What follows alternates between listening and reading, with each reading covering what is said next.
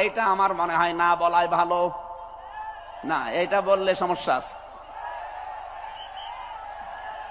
আমি শুধু আয়াত বলে দিচ্ছি, বাড়ি যে মিলান আমি বাংলাও বলবো না। সূরা নেসা 5 নাম্বার পারার 2 নাম্বার পৃষ্ঠার 11 নাম্বার লাইনের 34 নাম্বার আয়াত। আল্লাহ রাব্বুল আলামিন, বাংলা বলবো, আর রিজালু কাওয়ামুনা আলান নিসা, নেতা হবে পুরুষ, মহিলা নেতা হতে পারবে না। এটা একটু আস্তে বলেন, আমার ভয় করে।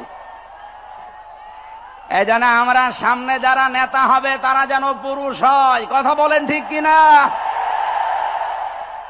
নবীজি জানিয়েছেন, লা ইউফলিহা কওমুন, ওই জাতি কখনো সফল হতে পারে না যে জাতির নেতৃত্বে কোনো মহিলা বসে আছে।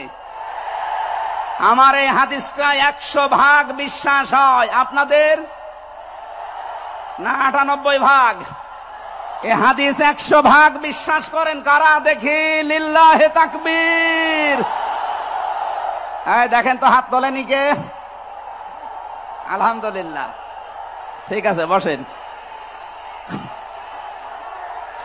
বসেন বসেন, তাফসীর মাহফিলে বসেন।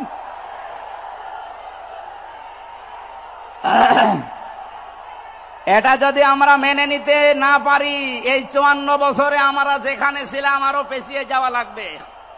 এই জন্য আমরা সামনে এগিয়ে যেতে চাই। কোরআনের সূরা নিসার 34 নাম্বার আয়াত, সামনে যদি নেতা হয় পুরুষ মানুষ হবে ইনশাআল্লাহ।